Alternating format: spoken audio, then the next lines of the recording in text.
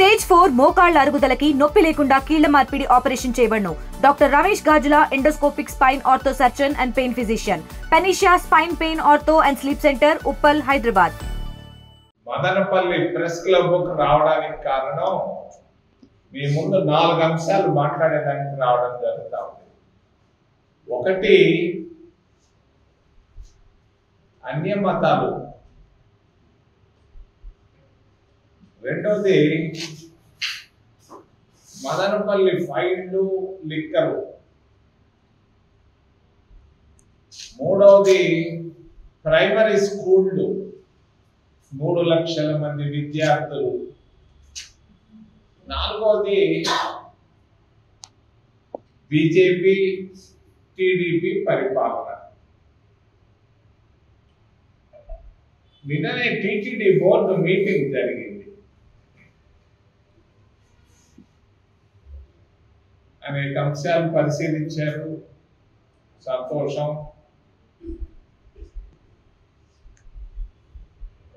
Meeting అయిపోయిన తర్వాత ఒక సివిల్ సర్వెంట్, పేరు చెప్పదలుచుకోలేదు, ఒక సివిల్ సర్వెంట్ టీటీడీలో అన్య మతాల గురించి మాట్లాడడం జరిగింది. చాలా బాధాకరం. పాలిటీషియన్లు మాట్లాడవచ్చు, బోర్డు సభ్యులు కూడా మాట్లాడవచ్చు. ఒక బాధ్యత కలిగినటువంటి ఒక సివిల్ సర్వెంట్ భారత రాజ్యాంగానికి కట్టుబడి ఏదైనా మాట్లాడాలి, చెయ్యాలి.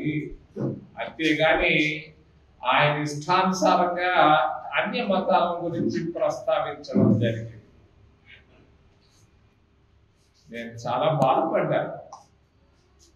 ఇప్పుడు ఆరోగ్యవరం మదనపల్లి 100 సంవత్సరాల నాడు ఒక క్రిస్టియన్ మహిళ వచ్చి, ఆ రోజుల్లో టీబీకి మందు లేని రోజుల్లో టీబీ కేంద్రాన్ని మదనపల్లిలో స్థాపించి, ఆ రోజు టీబీ పేషెంట్ల కొరకు మరి ఎంతో కృషి చేసింది ఆ అమ్మ. ముల్లర్ అనే ఆ అమ్మ. వచ్చేటప్పుడు కూడా ఆరోగ్య కేంద్రానికి పోయి వచ్చాను. ముల్లర్ 1912లో వాళ్ళు చేసిన సేవలు అక్కడ రాలేదు, వాళ్ళు పెట్టుకోలేదు అన్య మతాలు అని. మరి ప్రక్కనే ఉన్నటువంటి Christian medical college Vellore, CMC Vellore, CMC చిత్తూరులో హిందువులకు 50% మంది అక్కడ పనిచేస్తున్నారు. వాళ్ళ మాటలు మాట్లాడటం లేదు, అన్య మతస్థులు అని. కొత్తగా ఈ మధ్య భారతీయ జనతా పార్టీ వాళ్ళు పేదరికాన్ని తీసేయలేక, నిరుద్యోగాన్ని తొలగించలేక కొన్ని ఫాసిస్టు మాటలు మాట్లాడుతున్నారు. ఏమి చేయలేనోడు ఏదో మాట్లాడతాడు, అన్య మతం. ఏందయా, అందరూ భారతీయులయా, వాళ్ళంతా ఎస్సీలయా. ఎస్సీలకు టీటీడీ దేవస్థానంలో మరి అక్కడ అంటరానితనం బాగా స్పష్టంగా కనిపిస్తా ఉంది. ఎస్సీలకు టెంపుల్లో ప్రాధాన్యత లేదు. ఎస్సీలకు అక్కడ ఉన్నటువంటి వ్యాపార కేంద్రాల్లో ఒక్క ఎస్సీ కూడా లేడు. చంద్రబాబు నాయుడు గారికి నేను తెలియజేస్తున్నాను, మదనపల్లి నుంచి అంటరానితనం అనేది కనిపిస్తా ఉంది. మరి అన్య మతం అనే పేరు మీద భారతీయులను దూరం చేస్తున్నారు. ప్రక్కనే ఉన్నటువంటి సంస్థలు, మదనపల్లిలో పెట్టినటువంటి బీటీ కాలేజ్ కానీ, లేకపోతే మరి టీబీ కేంద్రం కానీ, ఎవరు వాళ్ళు క్రైస్తవులు వచ్చి భారతదేశంలో సేవలు చేశారు. అటువంటి సేవలు చేయాల్సింది వానిచ్చి అన్య మతాన్ని గురించి ఒక ఆఫీసర్ మాట్లాడడాన్ని అభ్యంతరకరమని నేను తెలియజేస్తున్నాను. ఆయన పేరు చెప్పడం లేదు. ఒక సివిల్ సర్వెంట్, ఆయన యూపీఎస్సీ నుంచి వచ్చాడు. ఆయన బాధ్యతతో మాట్లాడాల్సిన అవసరం ఉంది. సభ్యులు మాట్లాడితే నేను కాదన్ను, టీటీడీ బోర్డు చైర్మన్ మాట్లాడితే నేను కాదన్ను. ఆయన ఒక పాలిటీషియనో లేకపోతే ఇంకేదో. మరి బాధ్యతతో అన్య మతాల గురించి మాట్లాడడం అనేది సబబు కాదు. భారత రాజ్యాంగానికి కట్టుబడి పని చేయాల్సిన అవసరం ఉంది సివిల్ సర్వెంట్లుగా నేను తెలియజేస్తున్నాను. మిథున్ రెడ్డి బిడ్డగా నాకు చూశాను, ఆయన ఎంపీగా చూశాను, మురిసిపోయాను. పార్లమెంట్లో స్పీకర్ స్థానంలో కూర్చుంటే నేను ఎంతో సంతోషపడ్డాను. మరి నేను జైలుకు పోవడం అనేది బాధాకరం. మన ప్రాంత ఎంపీ, నాకు తెలిసిన బిడ్డ, బాగా ఎదిగాడు, పైకి వచ్చాడు. రాజకీయాల్లో చాలా జాగ్రత్తగా ఉండాలి. పబ్లిక్ లైఫ్ లో తలుపు సందులో ఏళ్ళు పెట్టకూడదు. తలుపు సందులో ఏళ్ళు పెడితే నలుగుతాయి. మరి ఏమైనా కూడా నేను ఆయన అరెస్టుకు నేను లోపల బాధపడుతున్నా. ఎందుకంటే తెలిసిన బిడ్డ, మా తిరుపతిలోనే పెరిగినటువంటి బిడ్డ, వాళ్ళ అమ్మ ఆయన నాకు తెలుసు. ఈ ప్రాంతం ఎంపీ. ఏది ఎట్టాగైనా కూడా చట్టం ముందు అందరూ సమానం కాబట్టి చట్టం ముందు చట్టం పని చేసుకుంటూ పోతుందని తెలియజేస్తూ, మాది ప్రైమరీ స్కూళ్ళు, ప్రాథమిక పాఠశాలలు 1987లో రాజీవ్ గాంధీ గారు ప్రధానమంత్రిగా ఉన్నప్పుడు ప్రతి గ్రామంలో ప్రాథమిక పాఠశాలను ప్రారంభించాం. కుగ్రామాల్లో కూడా ప్రాథమిక పాఠశాలను ప్రారంభించాం. మరి అంతేకాదు మధ్యాహ్న భోజన పథకాన్ని కూడా ప్రారంభించాం. ప్రస్తుత ఆంధ్రప్రదేశ్ రాష్ట్రంలో 35,000 ప్రాథమిక పాఠశాలలుంటే చంద్రబాబు నాయుడు ప్రభుత్వం మరి గత సంవత్సరం 5,000 ప్రాథమిక పాఠశాలను మూసేయడం జరిగింది. ఈ సంవత్సరం 5,000 ప్రాథమిక పాఠశాలను మూసేయడం జరుగుతూ ఉంది. మరి రాబోయేటువంటి 3-4 సంవత్సరాల్లో ఆయన దాదాపుగా 35,000 ఉన్నటువంటి ప్రాథమిక పాఠశాలను 10,000కు దించాలన్న కుట్రతో ఈ రోజు కూటమి ప్రభుత్వం ముందుకెళ్తా ఉంది. దీన్ని నేను ఖండిస్తున్నాను. చంద్రబాబు నాయుడు ప్రభుత్వం వల్ల ఆంధ్రప్రదేశ్ రాష్ట్రంలో ఎస్సీలు, ఎస్టీలు, ఓబీసీలు, మైనారిటీలు 3 లక్షల మంది బళ్ళకు దూరం అయ్యారు.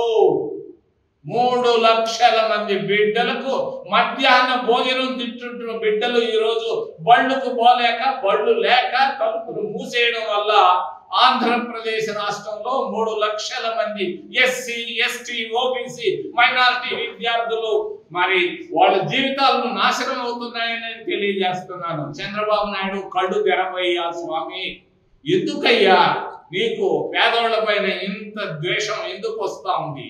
ఆలోచించమని, పునరాలోచించమని ముఖ్యమంత్రి చంద్రబాబు నాయుడు గారికి మదనపల్లి నుంచి నేను తెలియజేస్తున్నాను. మంచిది కాదు. ప్రాథమిక పాఠశాల కాంగ్రెస్ పార్టీ తీసుకొచ్చింది. అందరికీ విద్య అనే నినాదంతో తీసుకొచ్చాం. ఈ రోజు అందరికీ విద్య ఏడుంది? కొంతమందికే విద్య నువ్వు వెళుతున్నావు. ఇది పొరపాటు చంద్రబాబు నాయుడు గారని నేను తెలియజేస్తున్నాను. మరి ఈ విధంగా మరి రాష్ట్ర పరిస్థితులు బాగా లేవు. మరి రాజధాని నగరం అమరావతిలో కట్టాడు. మరి దేవతల రాజధాని అన్నాడు. నేను పోయి చూశాను, దేవతలు ఎక్కడా నాకు కనిపించలేదు అమరావతిలో. అటు నాకు కనిపించిందల్లా కరతున్న చెట్లు. 70,000 ఎకరాల్లో మరి ఆయన రాజధాని నగరం కట్టాలంటున్నాడు. రాజధాని కట్టాలంటే బెంగళూరులో 1000 ఎకరాలతో లోపే ఉన్నాయి, మద్రాసులో 1000 ఎకరాల లోపు ఉన్నాయి, భువనేశ్వర్లో 1000 ఎకరాలు ఉన్నాయి, హైదరాబాద్ లో 1000 ఎకరాల లోపే కట్టారు మరి రాజధాని. ఇక్కడ 70,000 ఎందుకు వ్యాపారం చేస్తున్నారు? రాజధాని పేరు మీద రియల్ ఎస్టేట్ చేస్తున్నారు. ఇది కరెక్ట్ కాదు. 26 జిల్లాల్లో ఉన్నటువంటి వాళ్ళు దాదాపుగా 20 మంది జిల్లాలు అమరావతికి ఒప్పుకోవటం లేదు. మరి నేను చెప్తున్నాను, రాజధాని పరిపాలన రాజధాని అనేది రాయలసీమ జిల్లాల్లో ఉంటే బాగుండేది. రాయలసీమ జిల్లాల్లో మరి ఒంగోలు నుంచి కర్నూలు దాకా ఈ రాజధాని నగరాన్ని కట్టుంటే బాగుండేదని రాయలసీమ ప్రజల్లో ఉంది ఆలోచన. పెట్టి పరిపాలన రాజధాని మరి రాయలసీమ జిల్లాల్లో పెట్టుంటే ఒట్టి మాటలు మాట్లాడకుండా కొంచెం సింపతి అవసరం. రాయలసీమ రాళ్లే మిగిలిన్నాయి. నేను తిరుపతి నుంచి మదనపల్లికి వస్తే ఏమి కనిపించాయి? రాళ్లే కనిపించాయి. ఈ రాయలసీమలో కావాల్సింది మరి పరిపాలన రాజధాని అయితే బాగుంటుంది అని అందరూ అనుకుంటున్నారు. కానీ నా మనసులో ఉద్దేశం, నేను అమరావతిని కాదనను. కట్టుకో, నీళ్ళల్లో రాజధాని కట్టాలంటాడు, కట్టుకో, నాదేం పోయింది. నీళ్ళల్లో విమానాశ్రయం తేవాలంటాడు, తెచ్చుకో, నీ ఇష్టం. నీకు 110, 150 మంది ఎమ్మెల్యేలు ఉంటారు, వాళ్ళ సపోర్ట్ ఉంటుంది. మరి నువ్వేమైనా చేసుకో, నేనే కాదని. కానీ ప్రజలు మాత్రం సంతోషంగా లేరు రాజధాని విషయంలో. మరి మోడీ గారు, భారతీయ జనతా పార్టీ, ఆయన వారానికి ఒకసారి విదేశాలకు వెళ్తున్నాడు. వేసిన బట్టలు వేయటం లేదు. జవహర్లాల్ నెహ్రూ అంటాడు చిరిగిపోయిన గుడ్డలు కుట్టుకొని వేసుకునేవాడు. అంత సంపన్న వర్గంలో పుట్టినటువంటి జవహర్లాల్ నెహ్రూ గారు. ఈ రోజు ఉన్నటువంటి మోడీ గారు సంపన్నులకే సహాయం చేస్తున్నారు. భారతీయ జనతా పార్టీ వచ్చి 11 సంవత్సరాల్లో ఏమి సాధించింది అని అడిగితే నాకు కనపడుతుండేది 3. ఒకటి, పటేల్ విగ్రహాన్ని తెచ్చారు అహ్మదాబాద్లో, గుజరాత్లో 125 అడుగుల ఎత్తులో ఒక విగ్రహాన్ని తెచ్చారు. Yes, good. రెండవది, అయోధ్యలో టెంపుల్ కట్టారు. ఇంతకంటే ఎక్కువ ఏం చేశారు భారతీయ జనతా పార్టీ 11 ఏళ్లలో? నాకైతే కనపడటం లేదు. మూడవ అంశాన్ని గురించి మీ ముందు ఉంచదలుచుకున్నాను. భారతీయ జనతా పార్టీ సాధించే ఘన విజయాల్లో ఇది మూడవది, చాలా ముచ్చటైనది. 11 సంవత్సరాల్లో బ్యాంకుల్లో 14,50,00,000 కోట్ల రూపాయలను కోటీశ్వరులు అప్పు చేసి ఎన్పిఏలు అయిన తర్వాత మాఫీ చేయడం జరిగింది. ఏ రైతుకు చేయలేదు రుణమాఫీ, విద్యార్థులకు చేయలేదు, ఓబీసీలకు చేయలేదు, ఎస్సీలకు చేయలేదు. కానీ కోటీశ్వరులకు మాత్రమే రుణమాఫీ చేయడం జరిగింది. 100 కోట్లు పైబడ్డ వాళ్ళు మరి 14,5 లక్షల కోట్ల రూపాయలు, 14,5 లక్షల కోట్ల రూపాయలు ఎన్పిఏలు అయితే ఆ ఎన్పిఏలన్నింటినీ రుణమాఫీ చేసింది భారతీయ జనతా పార్టీ. ఇది తప్ప అంతేకాదు, వాళ్ళ దగ్గర ముడుపులు కూడా తీసుకున్నారని ఢిల్లీ అంతా చెప్పుకుంటున్నారు. ముడుపులు తీసుకున్నారని అందరూ చెప్పుకుంటున్నారు.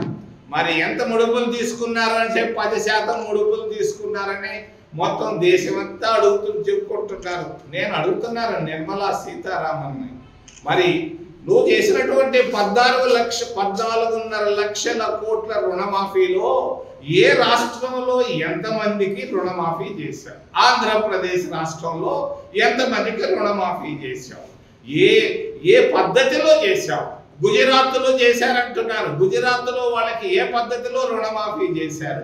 ఇంత డబ్బుని రుణమాఫీ చేసినటువంటి ఘనత ఒక్క భారతీయ జనతా పార్టీకి దక్కిందని తెలియజేస్తూ ఏదైనా ప్రశ్నలు ఉంటే మిమ్మల్ని అడగమని చేతులెత్తి ప్రార్థిస్తున్నాం. తెలుగులో ఫాస్టెస్ట్ న్యూస్ ఇప్పుడు కొత్త అవతారంలో 5 సెకండ్లోనే పూర్తి వార్తా సమాచారం మీ చేతిలో. సోషల్ మీడియా ట్రెండ్స్ మీ కళ్ళ ముందుకే live TV and voice search options తో ఇప్పుడే డౌన్లోడ్ చేయండి. యాప్ లింక్ డిస్క్రిప్షన్ లో ఉంది.